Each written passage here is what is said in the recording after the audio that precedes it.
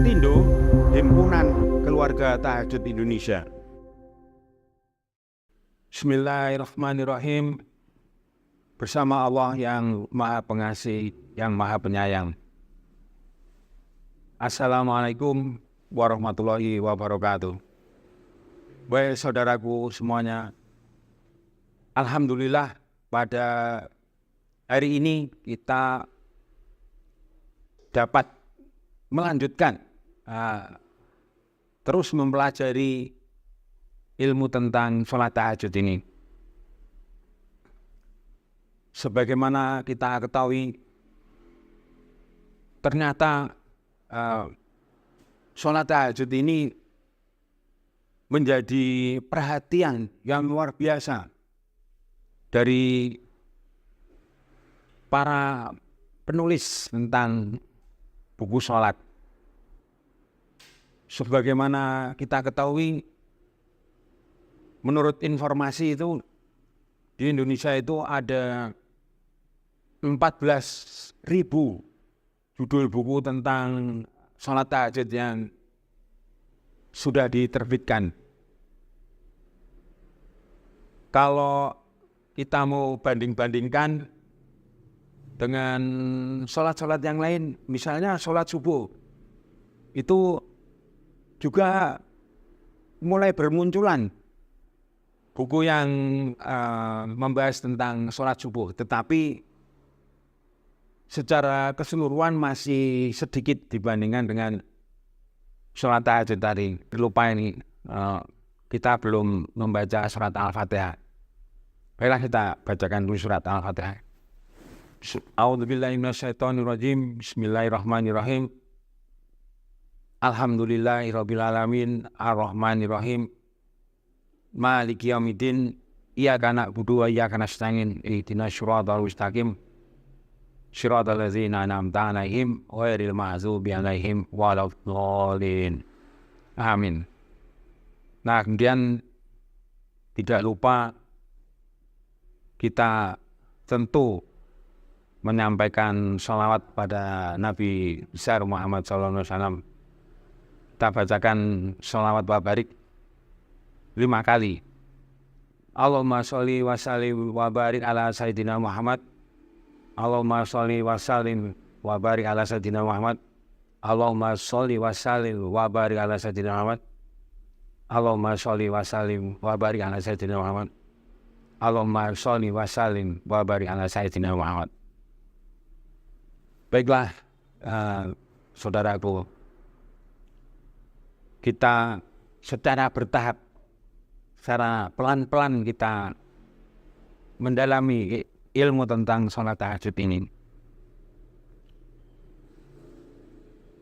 Nah, banyak orang kemarin nelpon ke saya yang menyatakan kita nggak usah sholat tahajud karena sholat tahajud itu sunat hukumnya, jadi tidak dikerjakan, tidak apa-apa. Kemudian yang penting itu kita mengerjakan sholat wajib aja katanya. Sholat wajib itu maksudnya sholat 5 waktu itu, yaitu sholat subuh, sholat zuhur, sholat asar, sholat maghrib, sholat isya. Nah, berkaitan dengan itu, saya menemukan satu hadis dari Nabi Muhammad SAW bahwa sholat tahajud itu sholat yang terbaik setelah sholat 5 waktu. Ah, itu luar biasa itu hadisnya itu. Artinya apa? Artinya kalau kita sebagai orang Islam ya, kita sudah berhasil, sudah mampu, sudah sanggup mengerjakan sholat wajib 5 waktu tadi dengan baik, tentu kita harus meningkat kemampuan kita, yaitu menambah dengan sholat tahajud itu. Karena sholat tahajud itu sholat yang terbaik setelah sholat 5 waktu. Itu artinya apa? Itu artinya Nabi Muhammad berpesan, kalau kamu sudah, kalau saudara-saudara sudah sanggup mengerjakan sholat 5 waktu, kerjakan sholat tahajud. Nah, itu ada ulama terkenal itu punya pendapat yang bagus juga. Beliau mengatakan, kalau gini katanya, kamu hidup di dunia itu jangan sekedar menjadi orang biasa gitu. Nah, ternyata maksudnya beliau itu, kamu setelah berhasil sholat 5 waktu dengan baik tiap hari itu, kemudian kamu kerjakan sholat tahajud tiap malam. Artinya kita itu menunjukkan kepada Allah bahwa saya ini ingin menjadi orang yang hebat, menjadi orang yang luar biasa.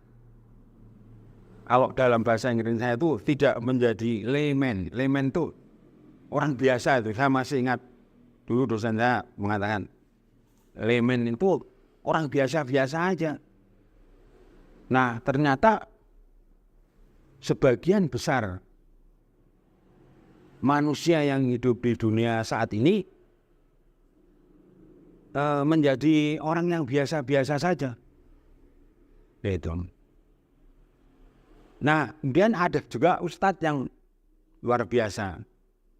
Beliau mengatakan, tidak cukup kamu hanya sholat 5 waktu katanya. Wah, itu saya kaget itu mendengar pernyataan beliau. Tidak cukup kamu hidup di dunia ini kok hanya sholat 5 waktu terus kamu merasa sudah tenang gitu. Perjuangan masih sangat jauh gitu. Kalau orang Padang itu menasihati saya waktu itu, kalau mau mencari ikan besar, juga mau mencari ikan itu harus berani ke tengah lautan kamu. Nah itu. Nah, kalau kamu mau nyari ikan besar, nyarinya di pinggir sungai ya nggak ada ikan paus di situ katanya. Saya itu nggak bisa tidur dinasihatin begitu itu. Karena selama ini pikiran saya belum sampai waktu itu. Nah, ternyata dalam bahasa agama itu tidak cukup bagi orang-orang yang ingin punya cita-cita yang tinggi ya.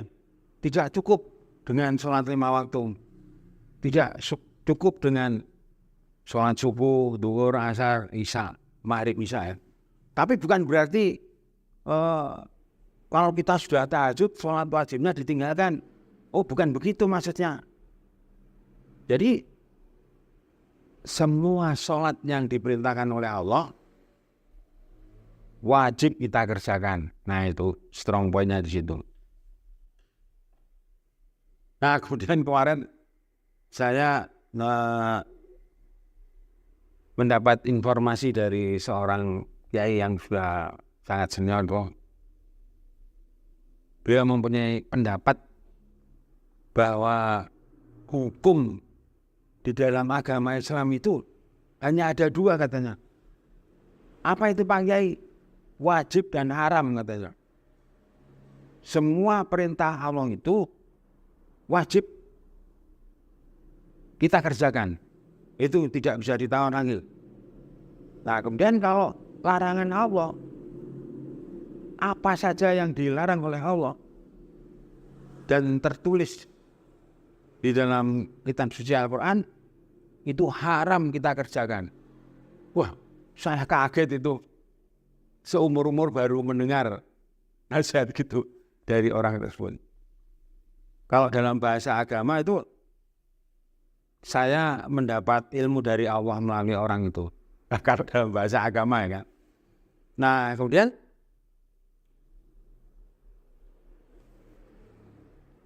ada seorang di pinggir jalan bincang-bincang dengan saya, kemudian menanyakan pertanyaan yang bagus itu.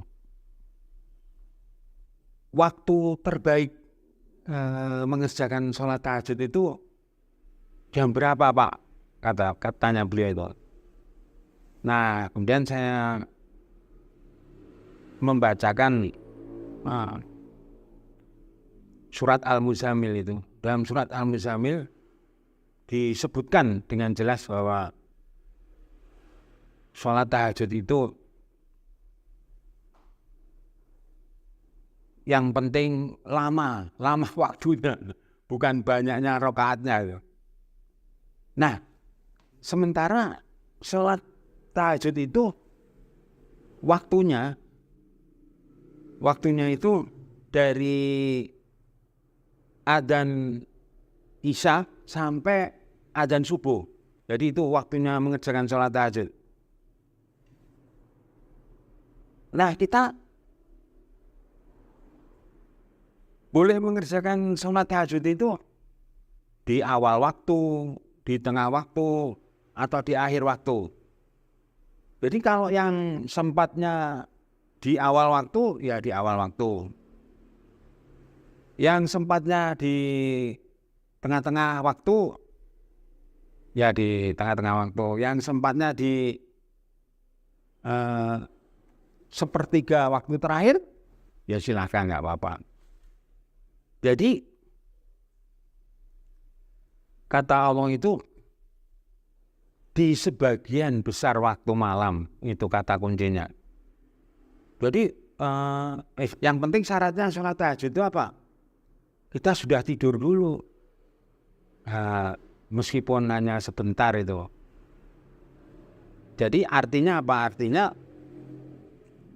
disebut tahajud itu kalau kitanya sudah tidur di waktu malam hari, kemudian kita bangun dan kemudian kita mengerjakan salat tahajud. Nah, jadi berkaitan dengan salat tahajud ini ada dua perintah sebetulnya dari Allah itu. Perintah pertama adalah bangun di waktu malam. Artinya apa? Artinya kita jangan sampai menghabiskan waktu di malam hari itu untuk tidur semata-mata. Ya. Misalnya kita tidur dari jam 9 malam misalnya.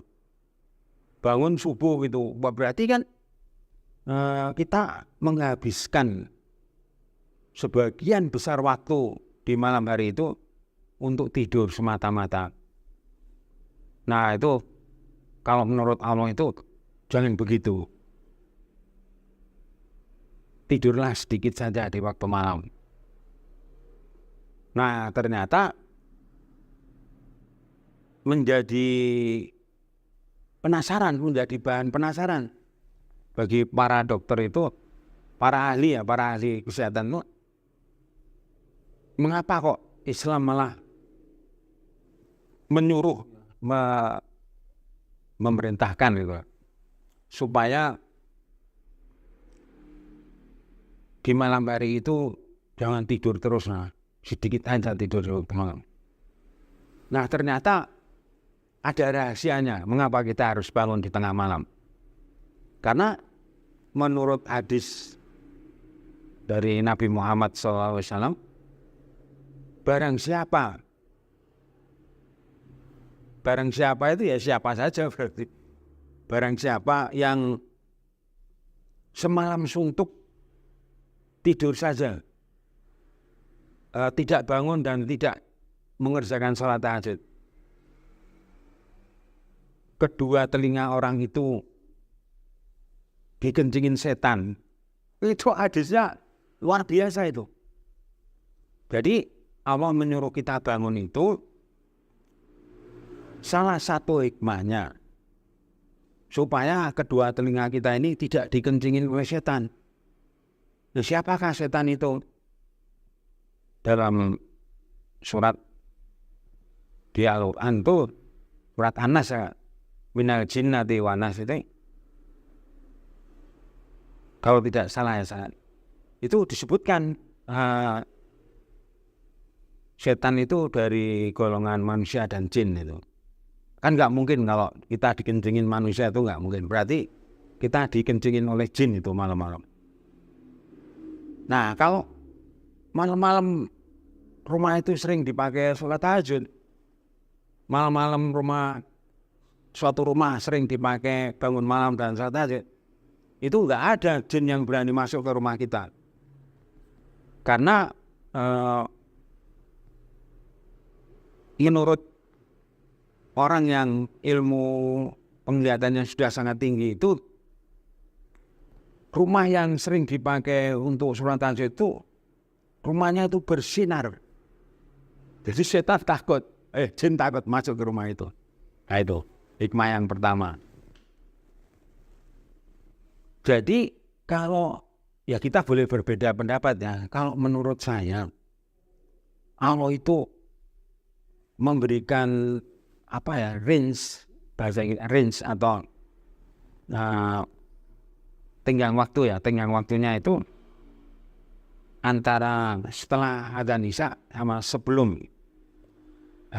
adzan subuh itu kita diberi kebebasan memilih kita mau sholat tahajudnya di waktu yang mana, apakah di awal waktu, apakah di tengah-tengah waktu, apa di akhir waktu. Yang penting kita tidak meninggalkan sholat tahajud di setiap malam, itu kata kuncinya. Nah kemudian sebagaimana tema kita bahwa kalau mau dapat hadiah miliaran rupiah dari Allah itu, dirikanlah sholat tahajud dulu syaratnya. Baiklah, sebelum saya lanjutkan, jangan lupa sambil nonton video ini klik tombol subscribe, nomor 1 itu. Kalau memungkinkan juga klik tombol like, kemudian klik tombol share, dan terakhir komen ya.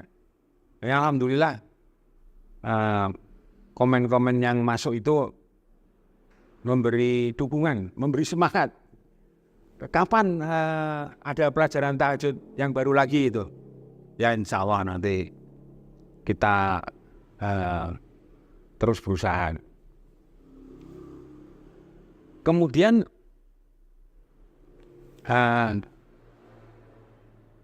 sebelum saya lanjutkan itu, ada buku yang bagus sekali yang mungkin perlu dicari oleh rekan-rekan atau saudara-saudara semua, yaitu buku tentang tahajud itu. Judulnya itu Banjir Harta dengan Sholat Tahajud. Wah ini luar biasa bukunya itu. Kalau penasaran mungkin belinya di toko-toko online ya. Nah di buku itu penulis buku tadi meyakinkan kita semua bahwa kalau kita tekun, kita gigih ya, terus kita bersungguh-sungguh terus mengerjakan sholat tahajud itu, pada akhirnya Allah akan memberikan hadiah uang miliaran kepada kita. Nah ini ada salah satu kisah nyata ini. Ada seorang kiai masih muda ya, hidupnya itu ya masih biasa lah, rumahnya juga biasa lah pokoknya, tidak perlu disebutkan lah. Bahkan masyarakat sekitar itu mengomentari, loh Pak Kiai itu kok kerjaannya kok siang-siang belajar Al-Quran, malam-malam tahajud yang lama. Terus kapan dia jadi orang kaya? Itu komentar tetangga-tetangganya itu. Nah, suatu saat ada tamu seorang pengusaha besar dari Jakarta, diantar oleh ajudannya menemui Pak Kiai itu. Nah, pengusaha tadi itu menyampaikan, Pak Kiai, tolong saya dibantu, didoakan supaya perusahaan-perusahaan saya itu tidak terus merugi, supaya perusahaan saya itu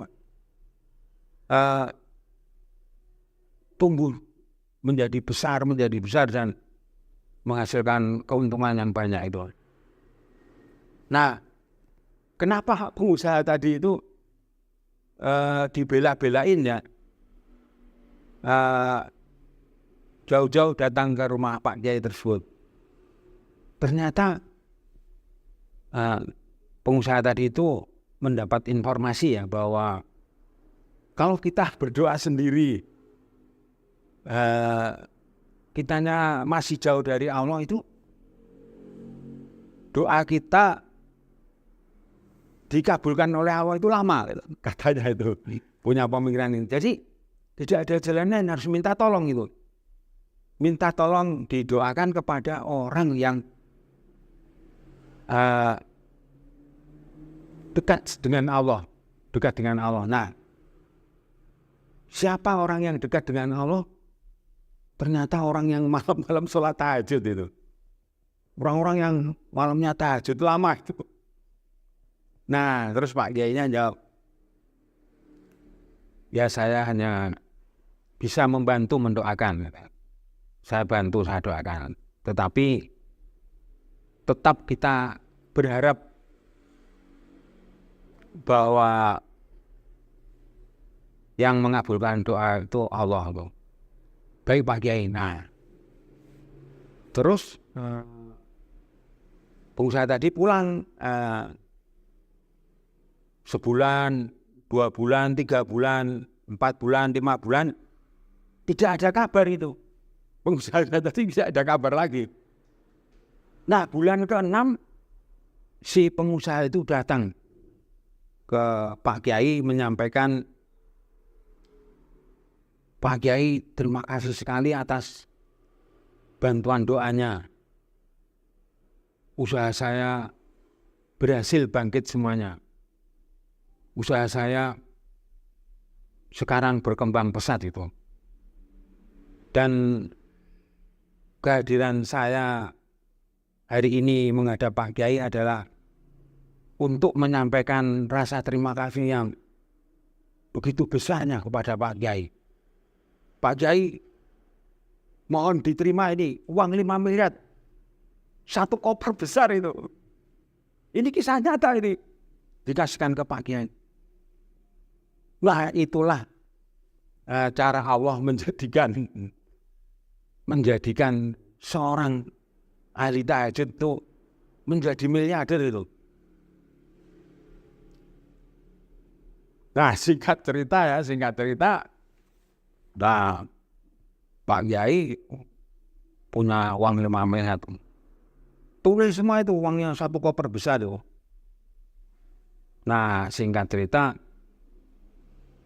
dengan uang 5 miliar tersebut, wah, Pak Kiai langsung bikin rumah tingkat, Pandi, rumahnya besar sekali. Nah itu,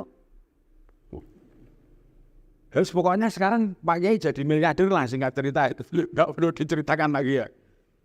Lalu kalau saya dikasih uang 5 miliar kan, luar biasa itu. Nah jadi, itu salah satu bukti nyata itu, bahwa janjinya Allah kepada orang yang malam-malam tahajud benar-benar itu akan dijadikan miliarder itu. Contoh lagi ya, ini harus dengan contohnya supaya kita tambah yakin bahwa ilmu agama Islam itu ilmu yang benar, bukan ilmu khayalan atau ilmu omong kosong lah. Nah itu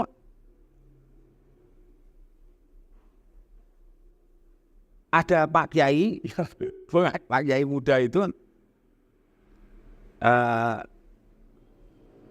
baru lulus dari pesantrennya, kemudian beliau mendirikan pondok pesantren kecil-kecilan di pinggir jalan gitu. Nah, santrinya itu paling berapa? Terus pesantrennya itu dari bambu yang belum bangunan permanen gitu.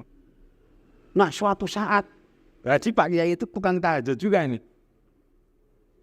Suatu saat ada tamu mampir ke pesantren itu.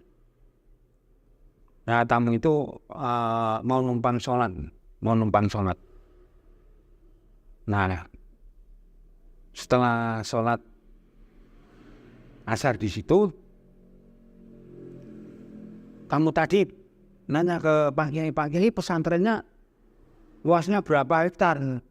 Wah, jangankan hektar, Pak. Belum kenal kalau itu bupati loh. Kecil ini, Pak. Nah, terus kata tamu tadi, ya udah. Besok jam 10 kamu menghadap saya. Nih kartu nama saya. Ternyata itu bupati, disuruh menghadap kabupaten ke kantor bupati. Nah, singkat cerita si Pak Kiai tadi itu diberi hadiah tanah oleh Pak Bupati itu 10 hektar. Tuh, Bapak, saya kasih hadiah tanah 10 hektar. Di situ letaknya katanya. Surat-suratnya lengkap pokoknya. Nah, besok diurus di atas namakan pesantren. Nah, kemudian singkat cerita itu tanah 10 hektar itu kalau dinilai uang itu 10 miliar itu, Pak. Nah, itu Pak. Tapi nggak boleh dijual kata Pak Bupati itu. Nah, itu luar biasa itu. Jadi orang yang malam-malam tukang tahajud itu pasti menjadi miliarder itu. Nah, singkat cerita, wah, dengan modal dikasih hadiah tanah 10 hektar itu, Pak Kiai tadi membangun pesantrennya dengan sangat besar itu. Makanya saya berani memberi judul naskah buku saya itu, ahli sholat tahajud pasti menjadi miliarder. Jadi karena saya ketemu kisah-kisah nyata yang tadinya orang biasa saja menjadi miliarder, Andi. Itu saya, ya Allah. Nah, jadi kalau kita pengen punya uang banyak itu caranya ada dua. Ya. Caranya ada dua. Yang pertama, kita buka toko. Ya kan? Buka perusahaan itu cara manusiawi, Pak Andi. Jadi cara Pak Yosef itu cara manusiawi, akalnya manusia kalau mau jadi miliarder. Nah, tetapi kalau caranya menurut cara Allah itu kita harus menghadap Allah tiap malam, menjadi tamu Allah. Nah, ternyata di dalam salah satu bacaan sholat kita itu ada permintaan kita untuk menjadi orang kaya raya. Itu salah satunya itu. Coba dicermati nanti ketika kita berdoa di antara dua sujud. Nah, baiklah, kita tutup dengan doa. Ya Allah, jadikanlah kami golongan orang-orang yang sangat yakin dengan kebenaran firman-firman-Mu di dalam kitab suci Al-Quran. Ya Allah, bangunkanlah kami di waktu malam hari. Jangan sampai kami tidur sepanjang malam. Jangan sampai kami ini menjadi golongan orang-orang yang lupa dengan perintah-Mu, yaitu perintah untuk mengerjakan sholat tahajud yang sungguh sholat tahajud itu merupakan satu kepastian bagi kita ya, supaya kita itu nanti ketika panjang umur 90 tahun, umur 100 tahun,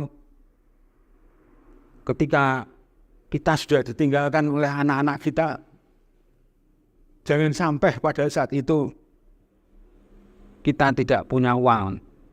Dan sampai pada saat itu kita minta uang sama anak kita. Nah, yang paling penting ya, jangan sampai kita dibuang oleh anak kita di panti jompo. Saya itu benar-benar menangis itu ketika diajak teman saya meninjau suatu panti jompo. Nah, ternyata isinya itu kakek-kakek yang umurnya 100 tahun, nenek-nenek yang umur 100 tahun. Nah, pas tuanya sakit-sakitan, perlu berobat mahal. Nah, terus nggak punya uang. Nah, terus anak-anaknya nggak ada yang sanggup membiayai itu. Terus sama anak-anaknya itu apa? Dibawa pergi malam-malam, ditinggal di pinggir jalan, misalnya orangnya dari Semarang, dibuang di Tasik, ya Allah. Itu. Nah, setelah saya tanya mereka, mengapa kok di masa tuanya menghadapi kehidupan yang sangat buruk sekali, dibuang oleh anak-anaknya dan hidup di panti jompo ya bahasanya Iman Copo. Itu setelah saya tanya, ternyata jawabannya cuma satu, tidak pernah sholat tahajud sewaktu masih mudanya. Nah, begitulah. Baiklah, sudah cukup ya ini ya. Baiklah, kita tutup dengan mengucapkan Alhamdulillahirrabbilalamin. Semoga pelajaran kita pada hari ini semakin memperkuat semangat kita, memperkuat motivasi kita untuk tidak meninggalkan sholat tahajud. Assalamualaikum warahmatullahi wabarakatuh.